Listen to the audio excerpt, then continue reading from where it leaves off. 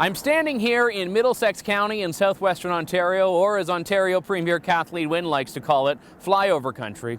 This is the attitude that the government has about this part of the province. There are no votes there.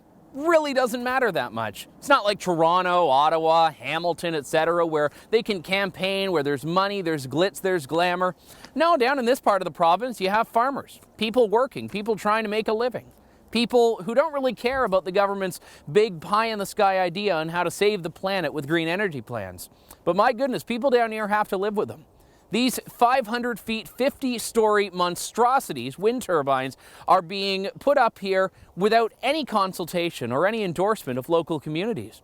Whether it's been in Leamington, whether it's been up in Lambton Shores, up in northern Bruce Peninsula, it doesn't matter that most of the province, most communities in the province have declared themselves unwilling hosts for the program.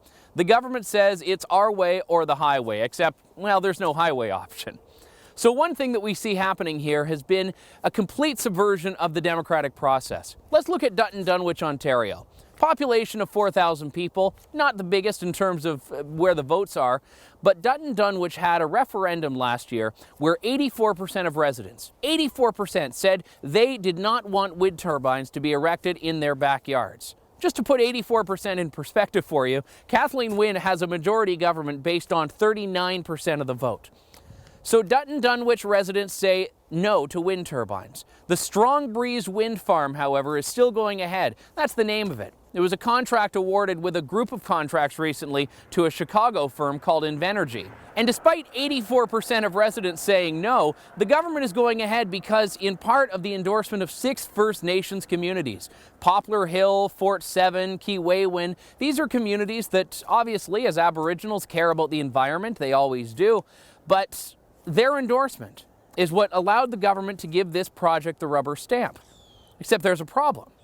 The nearest of the 6 First Nations communities that endorsed this proposal is 1,000 kilometers away. That's the nearest one. Some of them are even further. One of them is at the northernmost tip of the province just about. And, well, Dutton Dunwich, if you look at a map, you can't really get much more south than. When asked about this, Energy Minister Bob Chiarelli said, "We believe that providing opportunities for Aboriginal communities to become involved in renewable energy projects is a key component of the renewable procurement process, regardless of whether the project takes place in their territory or not." So just imagine, for example, someone in Sarnia, Ontario, someone in Windsor, someone in London, getting to decide what happens in these Aboriginal communities, getting to decide what happens in Thunder Bay, in Ottawa. It would be ridiculous, but somehow, when the roles are reversed, this is something that the government doesn't only tolerate, but accepts, but embraces. This is Kathleen Wynne's Ontario here. And this is in addition to the fact that the wind turbine program just doesn't work. In fact, the Auditor General of the province of Ontario in 2011 just chastised the government for not even having a business plan. And then we, of course, have the fact that some of them are quite literally falling over. And this was a point that Huron-Bruce MPP Lisa Thompson wanted to pose to the government. We all know the Liberal Green Energy Scheme has been a complete failure, Speaker, contributing to yet another electricity rate increase as of November 1st. And now industrial wind turbines are reported to be literally falling apart. So Kathleen Wynne might not care about the 4,000 people in Dutton Dunwich or the 3,700 people in northern Bruce Peninsula, but my goodness, imagine if all of our voices were put to the government to say, we don't want these in our backyards. Communities don't want them in the backyards, and Ontario taxpayers certainly don't want them in our bills.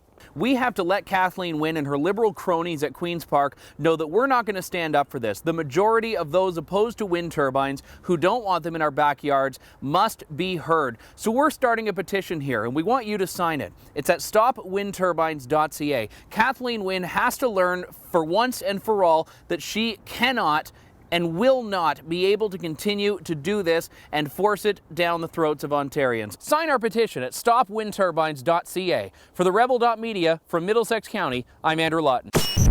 Thanks for watching. Click here to never miss a Rebel update. Want even more of the Rebel? Well, click here to become a premium member.